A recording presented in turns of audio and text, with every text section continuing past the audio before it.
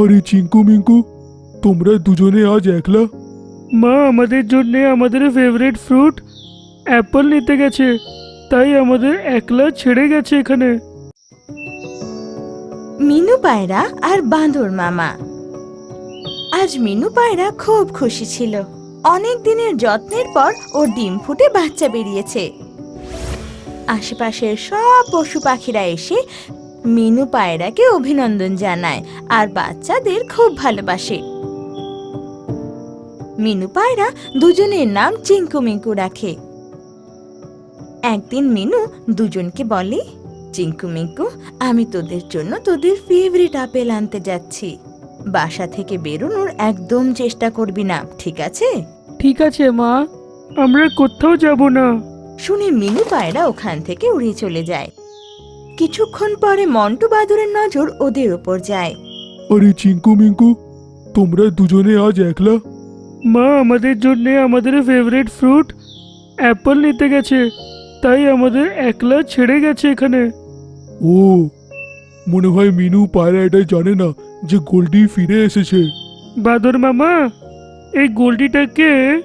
গোল্ডি একটা ঈগল, যে তোমাদের মতন ছোট বাচ্চাদেরকে খেয়ে নিতে খুব ভালোবাসে। তোমরা ভয় পেও না, যদি একবার ও আসে একটা ডাক দিও, আমি এসে যাব। এটা বলে মন্টু বাদুর লাফিয়ে নিজের ডালে চলে যায়। কিছুক্ষণ পরে গোল্ডি ওখান দিয়ে যাচ্ছিল। চিঙ্কু মিঙ্কুকে একা দেখে ও ওখানে পৌঁছায় আর লোভী নজরে ওকে দেখতে লাগে। আরে বাহ, আজ তো মজা এসে যাবে। কত ছোট ছোট বাচ্চা, প্রথমে কাকে খাবো, লেফট না রাইট? দুজন বাচ্চা ওকে দেখে ভয় পেয়ে যায় আর জোরে চেঁচাতে লাগে। বাদর মামা, বাদর মামা, শিগগিরই এসো, গোল্ডি ঈগল আমাদের খেয়ে নেবে। মন্টু ওদের আওয়াজ শুনেই অবাক হয়ে যায় আর লাফিয়ে লাফিয়ে ওই ডালে চলে আসে। গোল্ডি ওদেরকে খেতেই যাচ্ছিল, কিন্তু তারই মাঝখানে মন্টু চলে আসে। এই বাচ্চাদের ওপরে নজর দিস না গোল্ডি, চলে যায় এখান থেকে। আজ এই বাদর তোদের দুজনকে বাঁচিয়ে নিল, কিন্তু একদিন তোকে নিজের শিকারটা আমি বানিয়েই ছাড়বো। এটা বলে ও মুখ ঘুরিয়ে চলে যায়। কিছুক্ষণ পর যখন মিনু পায়রা বাড়ি ফেরে, তখন বাচ্চারা ওকে সব বলে। মন্টু দাদা, আপনার অনেক অনেক ধন্যবাদ। আর যদি আপনি না থাকতেন, আমার কোল শূন্য হয়ে যেত। এটা তো আমার কর্তব্য ছিল মিনু। যদি কোনোদিন তোমার প্রাণ সংশয় হয়, আমরা নিশ্চয়ই তোমার প্রাণ বাঁচানোর চেষ্টা করব। শুনে মন্টু বাদুর হাসতে লাগে যে এই ছোট্ট পাখি ওর কি প্রাণ বাঁচাবে। ঠিক আছে, আমি আসি, নিজের খেয়াল রেখো। কিছুদিন পরে মন্টু বাদর গাছে বসে কলা খাচ্ছিল। তখনই কোথা থেকে একটা গুলি চলে আর ওর পায়ে এসে লাগে আর আহত হয়ে নিচে পড়ে যায়। ও ও, আমার পা। ওর চিৎকার শুনে অনেক পশু পাখি ওর সামনে জড়ো হয়ে যায়। মিনু পায়রাও তার বাচ্চার সাথে সেখানে পৌঁছায়। বাদর মামা, তোমার তো গুলি লেগেছে, তার মানে শিকারি এখানেই কোথাও আছে। তখনই সবাই দেখে যে শিকারী সামনের থেকে দৌড়ে আসছে। তখনই সবাই ওখান থেকে দৌড়ে পালায় আর মিনু পায়রা বাচ্চাদের নিয়ে উপরের ডালে লুকিয়ে পড়ে। আরে এ কি, একটা বাঁদরের গুলি লাগলো?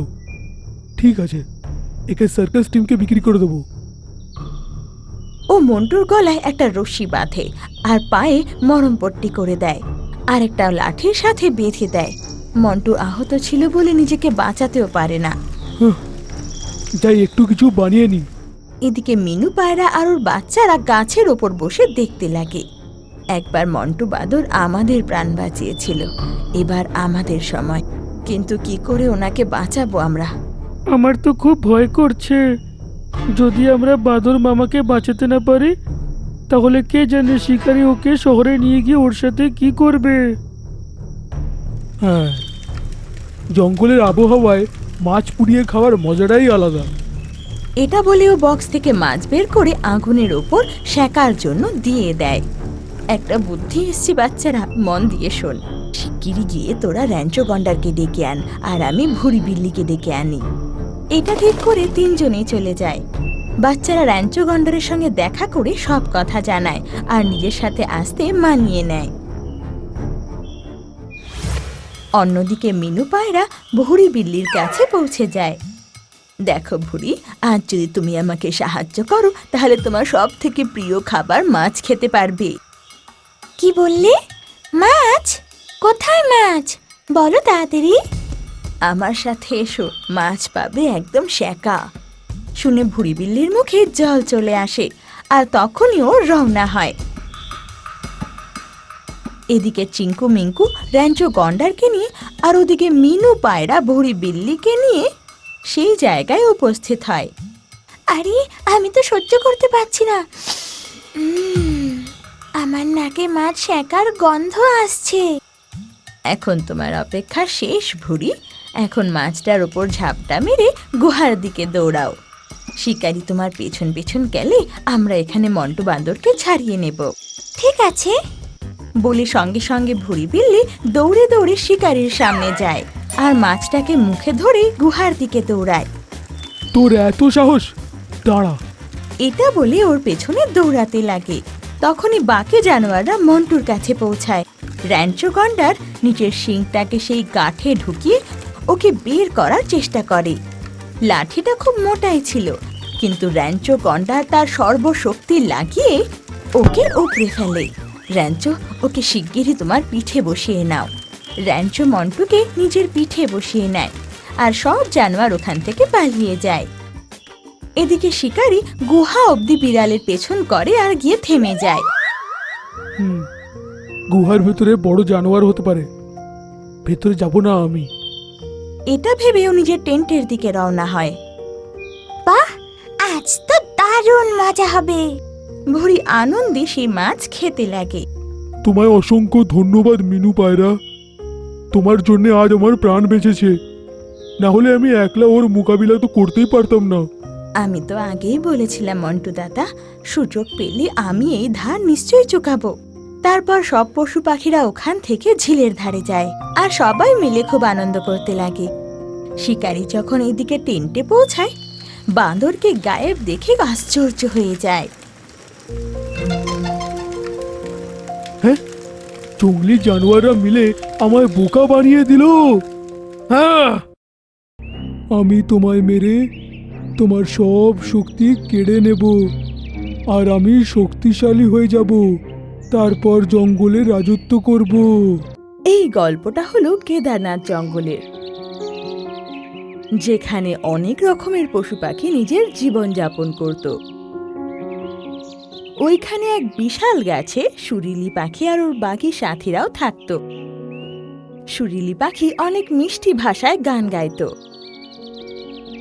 তাই দিয়ে ও ওইখানে থাকা সব পশু পাখিদের আনন্দে ভরিয়ে দিত। বাকি পাখিরাও ওর গানের ভীষণ প্রশংসা করত। সুরিলি পাখি, তুমি কত ভালো গান গাও, দেখো তোমার গান শোনার জন্য কত ভিড় লেগে গেছে। তোমার গলায় একটা আলাদা রকমের জাদু আছে, যাতে লোকেরা সুস্থ আর নিরোগী হয়ে যায়। হ্যাঁ হ্যাঁ, এর তো কোনো জবাব নেই, ও ভীষণ সুন্দর গান গায়। তখনই সুরিলি পাখি জঙ্গলে ঘুরতে বেরোয়। কিছুক্ষণ ওড়ার পর ও জঙ্গলে একটা গাছ দেখতে পায়। ও ওই গাছে গিয়ে বসে পড়ে। ওই গাছের ওপরে সেখানে একটা কাক অসুস্থ হয়ে বসেছিল। ও এত অসুস্থ ছিল যে উড়তেও পারছিল না। তখনই সুরিলি পাখি বলে, আজ পরিবেশ কত সুন্দর। এতটা বলেই ও গান গাইতে থাকে। তুরুরুরু, তুরুরুরুরুরু, তুরুরুরুরুরুরু। সুরিলি পাখির গান শুনতে কাকের মধ্যে হঠাৎ একটা আজব প্রাণ এসে যায়, যেন পুরো সুস্থ হয়ে যায়, ঠিক আগের মতো। তখনই কাক আশ্চর্য হয়ে এটা ভাবতে লাগে, এই চমৎকারটা আসলে হলো কিভাবে? এই পাখির গলায় কোনো জাদু নেই তো, যার কারণে আমি ঠিক হয়ে গেলাম? তখনই কাক সুরিলি পাখির কাছে গিয়ে বলে, তুমি কত মিষ্টি গলার আওয়াজে গাও, তোমার গলার আওয়াজে তো জাদু আছে। আমি অনেক দিন ধরে অসুস্থ ছিলাম, কিন্তু তোমার গলার আওয়াজ শুনে আমি একদম সুস্থ আর ভালো হয়ে গেছি। আরে বাহ, এটা তো ভালো কথা, কিন্তু এসব আমার গানের জন্য হয়নি। তুমি নিশ্চয়ই কোনো ওষুধ নিয়েছো। হয়তো এটাই হয়েছে, কিন্তু তুমি খুব ভালো গান গাও। সুরিলি পাখিও এটা বিশ্বাস করছিল না যে ওর গান শুনে কেউ সুস্থ আর নিরোগী হয়ে যায়। তখনই সন্ধে হয়ে এসেছিল। চটকেলি পাখি আকাশে উড়ছিল। হঠাৎ ঈগল পাখি ওর উপর আক্রমণ করলো, আর ওর পা ভেঙে গেল, যার কারণে ও গাছের নিচে এসে পড়ল। ওই গাছের উপরেই বসেছিল সুরিলি পাখি আর বসে গান গাইছিল। যেই গান শুনতে শুনতেই চটকেলি পাখির ভাঙা পা ঠিক হয়ে যায়। তো চটকেলি পাখি বলল, সুরিলি পাখি, তোমার সুন্দর গান শুনে আমার ভাঙা পা ঠিক হয়ে গেছে। তুমি একটা জাদুই পাখি, তোমার গলায় তো জাদু আছে। আমি জানতাম না যে আমি একটা জাদুই পাখি, কিন্তু একবারের কথা, কালো কাক আমার গান শুনে সুস্থ আর নিরোগী হয়ে গেল। কিন্তু তখন আমার বিশ্বাস হয়নি যে আমার মধ্যে একটা জাদুই শক্তি আছে।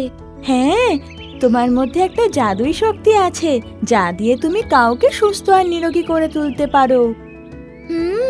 আমি আমার শক্তিটাকে সবার সেবার কাজে লাগাবো আর সবার মুফতে চিকিৎসা করব, আর কখনো আমার শক্তির ভুল ব্যবহার করব না।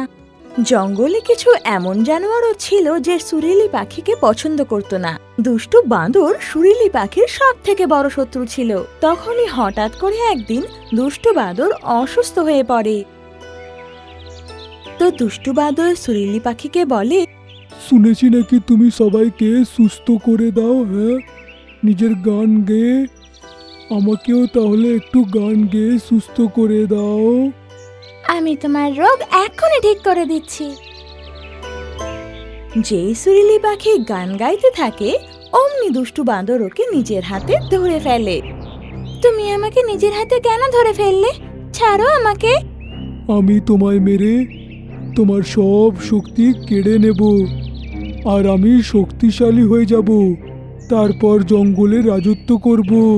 তখনই সুরিলি পাখি দেখে যে দুষ্টু বাঁদরের পেছনে একটা ভালুক আসছে ওকে মারার জন্য।